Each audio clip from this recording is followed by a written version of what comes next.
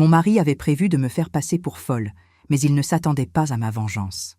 Pendant des mois, David avait orchestré une campagne silencieuse et méthodique pour saper ma crédibilité auprès de nos proches, de mes collègues et même de nos enfants.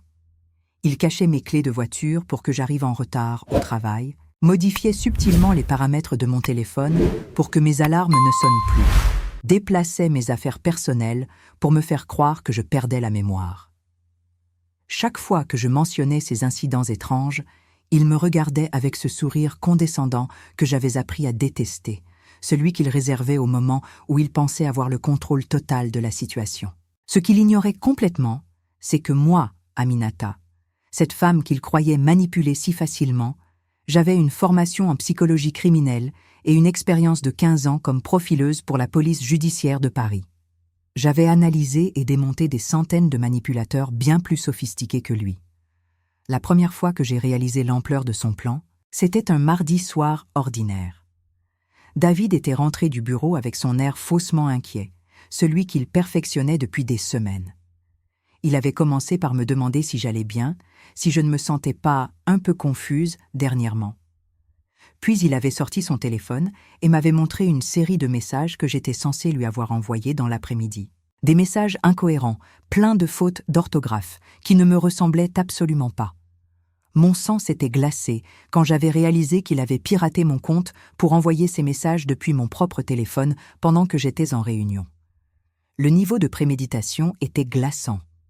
Ce soir-là, allongé dans notre lit conjugal, j'ai commencé à reconstituer le puzzle. David avait une liaison depuis au moins 6 mois avec sa jeune assistante, Margot, une blonde de 25 ans qu'il pensait pouvoir impressionner avec sa position d'associé dans un cabinet d'avocats prestigieux. Mais divorcé d'une profileuse de police, mère de 2 enfants, propriétaire de la moitié de nos biens immobiliers considérables, cela représentait un coût financier et social qu'il n'était pas prêt à assumer. Son plan était d'une simplicité diabolique. Me faire passer pour mentalement instable, obtenir ma mise sous tutelle, puis récupérer la garde exclusive de nos enfants et la gestion de notre patrimoine. Il comptait sur le fait que personne ne croirait une femme dérangée contre un avocat respecté du 16e arrondissement. L'ironie de la situation m'a presque fait sourire. David avait choisi la mauvaise cible. Pendant mes années à la PJ, j'avais étudié en détail les mécanismes de la violence psychologique et du gaslighting. J'avais aidé des dizaines de femmes à sortir de relations toxiques en documentant méticuleusement les preuves de manipulation. J'avais les outils, les connaissances et surtout l'expérience nécessaire pour retourner sa propre stratégie contre lui. Mais ce qu'il ne savait pas, c'est que j'avais aussi gardé des contacts très précieux dans la police, des collègues qui me faisaient confiance et qui seraient ravis de m'aider à confondre un manipulateur narcissique. Le lendemain matin, j'ai commencé ma propre enquête. Discrètement, j'ai installé des micros dans notre salon et notre chambre, des dispositifs de surveillance que j'avais conservés de mes années dans la police. J'ai également mis en place un système de sauvegarde automatique pour tous mes appareils électroniques, de manière à conserver une trace de toutes ces manipulations futures. Pendant la journée, alors qu'il était au cabinet, j'ai fouillé son bureau personnel et découvert un dossier entier consacré à son plan. Il avait même pris des notes détaillées sur mes symptômes, supposés, et avait déjà pris rendez-vous avec un psychiatre complice pour établir un diagnostic de trouble bipolaire. La minutie de sa préparation était à la fois impressionnante et terrifiante. Ce qui m'a le plus choqué, c'est quand j'ai découvert qu'il avait commencé à empoisonner lentement notre entourage contre moi. Il avait contacté ma sœur Fatou pour lui expliquer qu'il s'inquiétait pour ma santé mentale, qu'il avait remarqué des signes troublants dans mon comportement. Il avait fait de même avec ma meilleure amie Khadija et même avec mon chef de service à la police, le commissaire Moreau, à qui il avait subtilement suggéré que le stress de mon travail m'affectait peut-être plus que je ne voulais l'admettre. David construisait patiemment un réseau de témoins qui confirmerait sa version des faits le moment venu.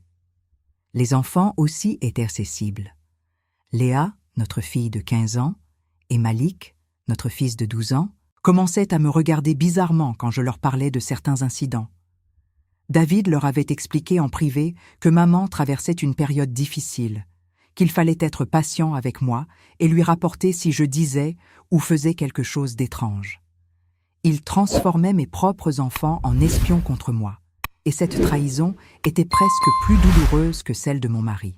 Si cette histoire vous intrigue déjà, abonnez-vous à la chaîne parce que ce qui va suivre va vous bouleverser complètement.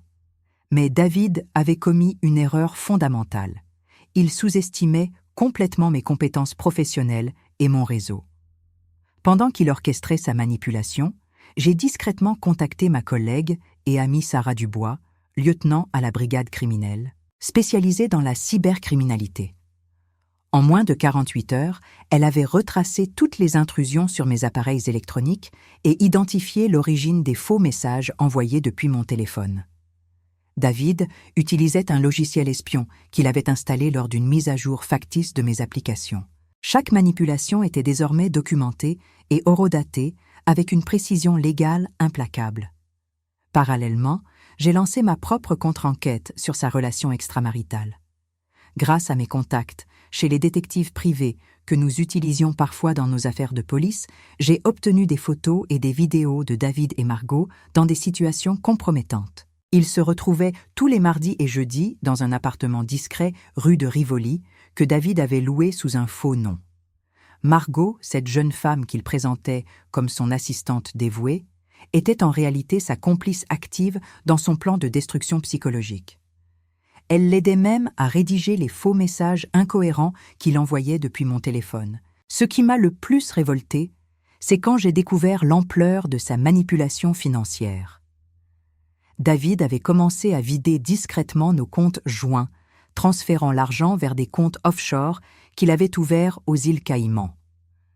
En tant qu'avocat spécialisé en droit des affaires, il connaissait parfaitement les techniques d'évasion fiscale et de dissimulation d'actifs. Il préparait sa fuite financière tout en me faisant passer pour folle. Son plan était de me faire interner, de récupérer la garde des enfants en invoquant mon « instabilité mentale », puis de disparaître avec Margot et l'argent du couple vers une juridiction sans traité d'extradition. Le psychiatre complice s'appelait Dr Rousseau, un praticien véreux que David avait choisi pour sa réputation de complaisance envers les clients fortunés. J'ai découvert que ce médecin avait déjà participé à plusieurs affaires de manipulation similaires, établissant de faux diagnostics contre rémunération substantielle. David lui avait déjà versé 15 000 € d'avance pour garantir un diagnostic de trouble bipolaire avec épisode psychotique, accompagné d'une recommandation d'hospitalisation immédiate. Le rendez-vous était fixé pour le vendredi suivant, et David comptait m'y emmener sous prétexte d'un simple bilan de santé.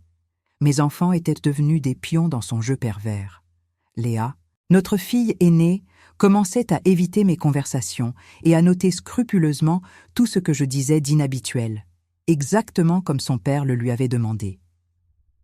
Malik, plus jeune et plus sensible, était déchiré entre son amour pour moi et la confusion que semait David dans son esprit d'enfant. Mon mari leur avait expliqué que maman était malade et qu'il fallait l'aider en signalant ses comportements étranges. Il transformait l'amour naturel des enfants pour leur mère en outil de surveillance et de trahison. Ce qui rendait la situation encore plus cruelle, c'est que David excellait dans son rôle de mari inquiet et attentionné. Devant nos amis et notre famille, il jouait parfaitement la comédie de l'époux dévoué qui s'inquiète pour la santé mentale de sa femme. Il racontait avec des larmes dans les yeux comment il me trouvait parfois dans la cuisine en pleine nuit, parlant toute seule, ou comment je lui reprochais des choses qu'il n'avait jamais faites. Chaque histoire était soigneusement construite pour paraître plausible, mélange subtil de vérités déformées et de mensonges calculés. Ma sœur Fatou, qui me connaît depuis l'enfance, commençait elle-même à douter. David l'avait contacté plusieurs fois pour des conversations confidentielles où il partageait ses inquiétudes sur mon état mental. Il lui avait même envoyé des captures d'écran de mes prétendus messages incohérents et lui avait fait écouter des enregistrements audio où j'étais censé tenir des propos délirants. Ces enregistrements étaient des montages sophistiqués, créés à partir de fragments de mes vraies conversations détournées de leur contexte. Fatou, ne connaissant rien aux techniques de manipulation audio, avait commencé à penser que sa sœur aînée traversait effectivement une crise psychologique majeure. Le commissaire Moreau, mon supérieur hiérarchique depuis 10 ans, était également dans le collimateur de David. Mon mari avait organisé un déjeuner professionnel avec lui, prétextant vouloir mieux comprendre les pressions du métier de sa femme. Pendant ce repas, il avait habilement orienté la conversation vers les risques de burn-out et de troubles post-traumatiques chez les policiers. Il avait suggéré que mes récentes affaires difficiles, notamment un cas de pédophilie particulièrement sordide, m'avaient peut-être plus affecté que je ne voulais l'admettre. Moreau, homme pragmatique mais peu versé en psychologie, avait commencé à observer mes réactions au travail avec une attention nouvelle et inquiète. L'isolement social était une partie cruciale du plan de David. Il déclinait systématiquement les invitations qui nous étaient de fait en couple, prétextant que j'étais trop fatiguée ou pas assez stable pour des sorties sociales. Quand j'insistais pour maintenir nos engagements, il acceptait mais passait la soirée à surveiller mes moindres gestes, intervenant subtilement chaque fois que je disais quelque chose qu'il jugeait inapproprié. Il me coupait la parole avec un sourire inquiet, s'excusait auprès de nos hôtes pour mon état de fatigue, créait une atmosphère de malaise qui rendait nos amis de plus en plus réticents à nous inviter. Comment auriez-vous réagi à ma place? Dites-le-moi en commentaire, parce que ce qui arrive ensuite va vous choquer profondément. La situation avait atteint un point de non-retour le jour où David a décidé d'accélérer ses manœuvres. C'était un mercredi matin, et il m'a annoncé avec une sollicitude feinte qu'il avait pris rendez-vous chez le docteur Rousseau pour un simple bilan de santé préventif. Il avait même organisé que Margot vienne garder les enfants pendant notre absence, cette même Margot qui était sa maîtresse et sa complice. L'ironie de la situation était glaçante. Il faisait entrer sa maîtresse dans notre foyer familial sous prétexte de m'aider, alors qu'il s'apprêtait à me faire interner pour s'approprier définitivement cette maison et cette famille. Ce matin-là, j'ai joué le jeu. J'ai accepté le rendez-vous avec un sourire résigné, feignant la fatigue et la confusion qui l'attendaient de moi. Mais intérieurement, je peaufinais ma propre stratégie. Grâce à mes contacts dans la police, j'avais découvert que le docteur Rousseau était sous surveillance pour plusieurs affaires de faux certificats médicaux. L'inspection générale des services de santé avait ouvert un dossier sur lui 6 mois plus tôt. Mon ami le lieutenant Sarah Dubois avait même réussi à obtenir un mandat pour placer son cabinet sous écoute téléphonique dans le cadre d'une enquête sur un réseau de corruption médicale. Pendant que David se croyait maître du jeu, j'avais méthodiquement construit un dossier accablant contre lui. Chaque manipulation était documentée, chaque transfert d'argent tracé, chaque mensonge répertorié avec des preuves irréfutables. J'avais même réussi à enregistrer une conversation téléphonique entre David et le docteur Rousseau où ils discutaient ouvertement du diagnostic factice qu'ils allaient m'infliger. David avait explicitement demandé un certificat qui justifierait une hospitalisation d'office et une mise sous tutelle, moyennant un complément d'honoraires de 20 000 €. Le plus révoltant, c'est que David avait impliqué nos enfants dans la phase finale de son plan. Il avait dit à Léa et Malik que maman allait partir quelques semaines dans une clinique spécialisée pour se reposer et guérir de sa maladie. Il leur avait fait croire que cette séparation temporaire était nécessaire pour mon bien-être et que Margot, cette gentille assistante de papa, les aiderait pendant mon absence. Mes propres enfants avaient été conditionnés à accepter mon internement comme un acte d'amour paternel. Ce qui m'a donné la force de contre-attaquer, c'est quand j'ai intercepté une conversation entre David et Margot. Ils discutèrent de leur future vie ensemble aux Bahamas, une fois qu'ils auraient liquidé tous nos biens immobiliers. Margot riait en évoquant « la folle qui ne se doute de rien ». C'est ainsi qu'elle parlait de moi, la mère de famille qui les gênait dans leurs projets criminels. Elle suggérait même d'accélérer la procédure d'internement pour pouvoir partir plus vite avec l'argent. David lui promettait qu'une fois ma mise sous tutelle obtenue, il pourrait vendre notre maison familiale et nos 2 appartements locatifs sans que j'aie mon mot à dire. L'injustice la plus profonde concernait mes enfants. David avait commencé à les préparer psychologiquement à ma disparition définitive. Il leur expliquait que certaines maladies mentales étaient héréditaires, suggérant subtilement qu'ils devaient se méfier de leurs propres réactions émotionnelles. Ils détruisaient méthodiquement leur lien avec moi, tout en se posant en père protecteur qui les sauverait de l'influence néfaste de leur mère malade. Cette manipulation des enfants était la dimension la plus cruelle de son plan, celle qui transformait ma colère en une détermination glaciale. Le jour du rendez-vous médical fatidique était arrivé. David m'accompagnait avec une attention théâtrale, tenant ma main comme un époux dévoué, me parlant avec cette condescendance douce qu'il avait perfectionnée. Dans la voiture, il me briefait subtilement sur ce que j'allais dire au médecin, me suggérant d'être honnête sur mes troubles du sommeil et mes angoisses. Il me préparait inconsciemment à valider le diagnostic qu'il avait déjà acheté. Son assurance était totale. Il pensait que j'étais devenue la victime parfaite, brisée et malléable. En arrivant au cabinet du docteur Rousseau, j'ai remarqué la nervosité de David. Il transpirait légèrement et vérifiait constamment son téléphone. Ce qu'il ignorait, c'est que ce même téléphone était sous surveillance policière depuis une semaine. Chaque message échangé avec Margot, chaque appel au docteur Rousseau, chaque consultation de ses comptes offshore était enregistré et analysé par mes collègues de la police judiciaire. David se dirigeait vers un piège qu'il avait lui-même contribué à tendre. Dans la salle d'attente, il continuait son jeu de rôle, me caressant affectueusement les cheveux, tout en expliquant à la secrétaire que sa femme traversait une période difficile. Il mentionnait mes prétendus troubles de mémoire, mes crises d'angoisse nocturne, mes accusations irrationnelles contre lui. Chaque mot prononcé était une pièce supplémentaire au dossier que je constituais contre lui.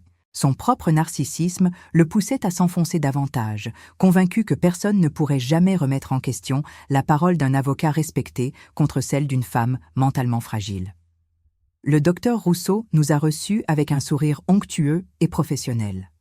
Homme dans la soixantaine, aux manières affectées, il dégageait cette fausse bienveillance caractéristique des charlatans de son espèce.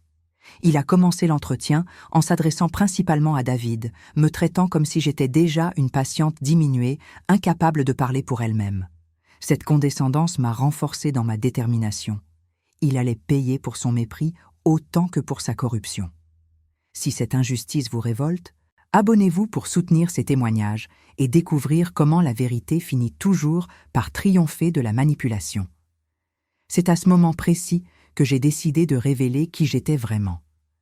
Quand le docteur Rousseau m'a demandé de décrire mes symptômes avec ce ton paternaliste insupportable, j'ai sorti ma carte de police judiciaire et je l'ai posée calmement sur son bureau.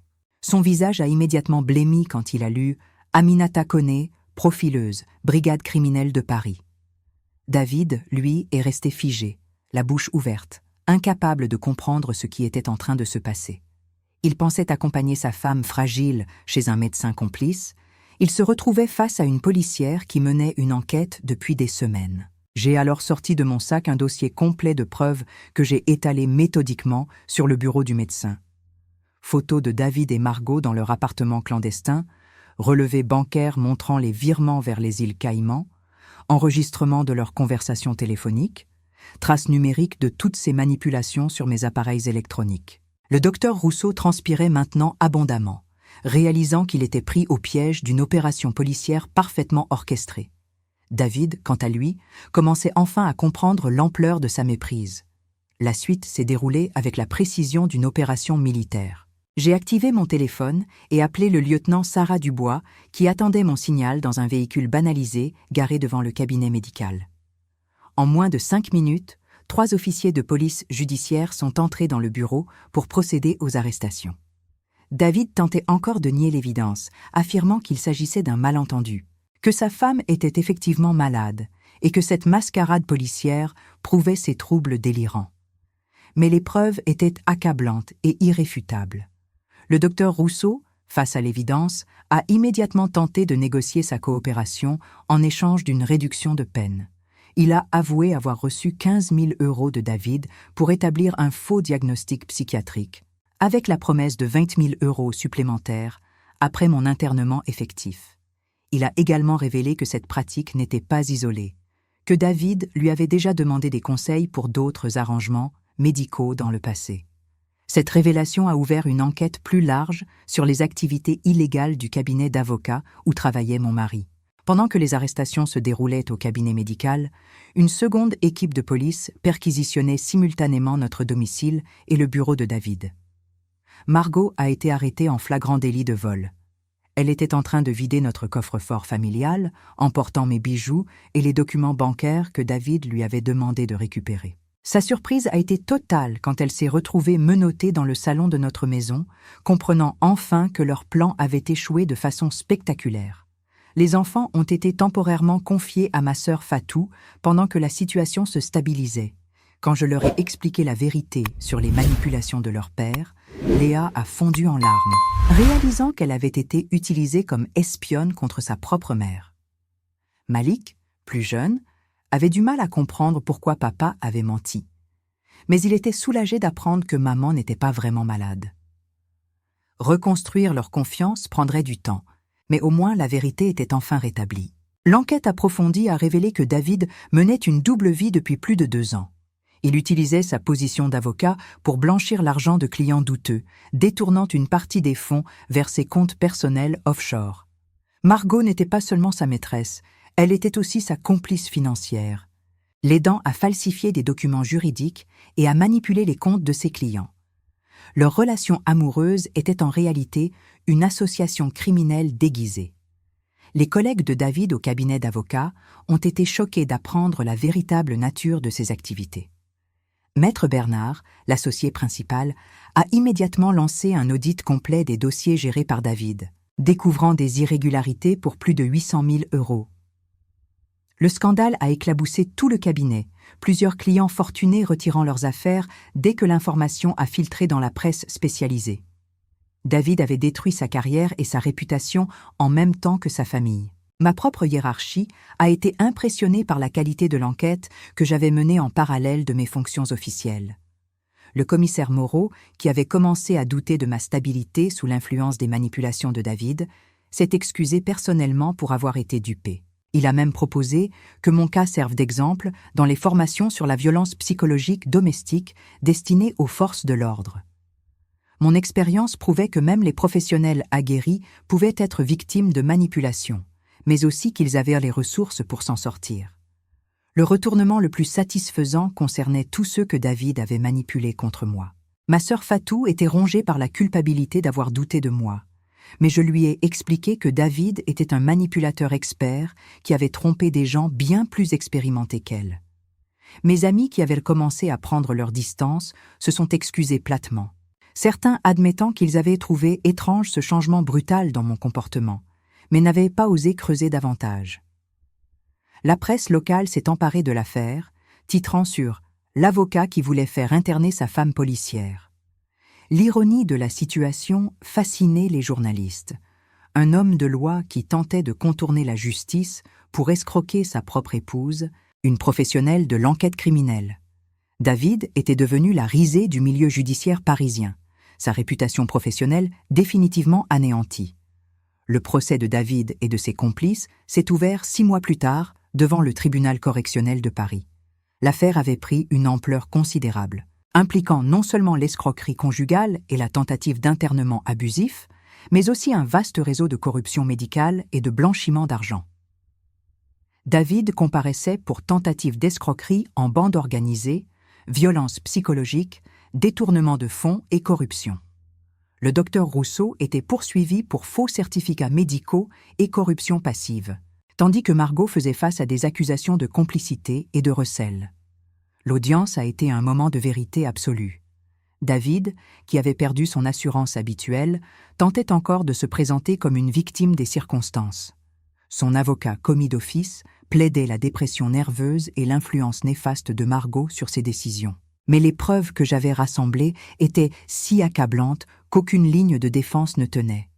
Les enregistrements de ses conversations avec le médecin véreux, les relevés bancaires des comptes offshore, les témoignages de ses collègues trompés, tout concourait à démontrer la préméditation et l'ampleur de ses crimes. Quand mon tour est venu de témoigner, j'ai raconté avec précision et sang-froid les mois de manipulation psychologique que j'avais subis. Le tribunal était captivé par le récit détaillé de cette violence domestique d'un nouveau genre, où un homme utilisait sa connaissance du système légal et médical pour détruire sa propre épouse. Les magistrats ont été particulièrement choqués par l'implication des enfants dans cette manipulation, David ayant transformé l'amour filial en arme contre leur mère. Margot, confrontée aux preuves de sa participation active au plan de David, a fini par craquer et tout avouer. Elle a révélé que leur relation avait commencé par un simple flirt de bureau, mais que David l'avait rapidement embrigadée dans ses activités illégales. Il lui avait promis une nouvelle vie luxueuse aux Bahamas, loin de sa femme encombrante, en échange de son aide pour me faire passer pour folle. Sa naïveté et sa cupidité l'avaient mené droit à la prison, détruisant au passage sa propre carrière juridique naissante. Le docteur Rousseau a tenté de minimiser sa responsabilité en prétendant qu'il pensait réellement que j'étais malade, basant son opinion sur les descriptions de David.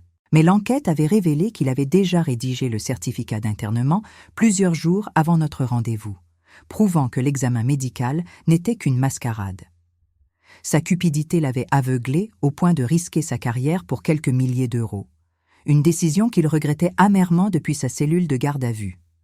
Les conséquences pour David ont été lourdes et multiples. Le tribunal l'a condamné à 5 ans de prison ferme, assorti d'une interdiction d'exercer la profession d'avocat. Il a été contraint de rembourser intégralement les sommes détournées, ce qui l'a ruiné financièrement. Mais au-delà des sanctions pénales, c'est socialement qu'il a payé le prix le plus lourd. Ses anciens collègues le fuyaient, sa famille l'avait renié, et sa réputation était si entachée qu'aucun emploi respectable ne lui serait jamais accessible. Pour mes enfants, la révélation de la vérité a été un choc difficile, mais nécessaire. Léa, maintenant âgée de 16 ans, a suivi une thérapie pour surmonter la culpabilité d'avoir été manipulée contre moi. Elle comprend maintenant les mécanismes de la manipulation psychologique et s'est même passionnée pour la psychologie criminelle, envisageant de suivre mes traces professionnelles. Malik, plus résilient grâce à son jeune âge, a rapidement retrouvé sa confiance en moi, mais garde une méfiance saine envers les adultes qui tentent de l'influencer. Ma carrière professionnelle a paradoxalement bénéficié de cette épreuve. Mon expertise en manipulation psychologique est désormais reconnue au niveau national, et je suis régulièrement sollicitée pour former d'autres policiers à ces techniques d'enquête. J'ai également écrit un manuel sur la détection de la violence psychologique domestique qui est devenu une référence dans les commissariats français. Mon expérience personnelle, aussi douloureuse fût-elle, me permet d'aider d'autres victimes avec une compréhension profonde de leur situation. Le cabinet d'avocats où travaillait David a dû fermer définitivement, ruiné par le scandale et les poursuites civiles de clients lésés. Maître Bernard, pourtant innocent, a perdu sa réputation et ses économies dans cette affaire. Cette destruction collatérale m'a parfois fait culpabiliser, mais j'ai réalisé que c'était David seul qui portait la responsabilité de toutes ces conséquences. Mon devoir était de révéler la vérité, pas de protéger un système corrompu. Margot a été condamnée à 2 ans de prison avec sursis et à l'interdiction d'exercer dans le domaine juridique. À sa sortie, elle a tenté de me contacter pour s'excuser, réalisant enfin l'ampleur du mal qu'elle avait contribué à causer. J'ai refusé de la rencontrer, non par rancœur, mais parce que certaines trahisons ne méritent pas de pardon. Elle devra vivre avec les conséquences de ses choix, comme moi j'ai dû vivre avec les cicatrices de sa manipulation. Aujourd'hui, 3 ans après cette épreuve, ma vie a retrouvé un équilibre serein. J'ai acheté une nouvelle maison dans le 14e arrondissement, loin des souvenirs douloureux de notre ancien domicile conjugal. Mes enfants s'épanouissent dans ce nouvel environnement, libérés de l'atmosphère toxique créée par leur père. Léa excelle dans ses études, et Malik a retrouvé sa joie de vivre naturelle. Nous formons désormais une famille unie par la vérité, plutôt que divisée par le mensonge. Ma confiance en l'humanité a été ébranlée, mais pas détruite. Cette expérience m'a appris que même les personnes les plus proches peuvent cacher des intentions malveillantes, mais aussi que la vérité finit toujours par triompher si on a le courage de la chercher. Mon métier de profileuse m'a donné les outils pour démasquer David, mais c'est ma détermination de mère et de femme qui m'a donné la force de me battre jusqu'au bout. Aujourd'hui, je continue mon travail de police avec une expertise enrichie par cette épreuve personnelle. Chaque manipulation que je démonte, chaque victime que j'aide à se libérer, me rappelle que justice peut être rendue même dans les situations les plus désespérées. David pensait que sa connaissance du système lui donnerait un avantage définitif. Il a découvert que face à la détermination d'une femme qui connaît sa valeur, aucune manipulation n'est assez sophistiquée pour triompher définitivement. Si mon histoire vous a inspiré, partagez-la et abonnez-vous pour plus de témoignages de femmes qui ont su transformer l'adversité en victoire.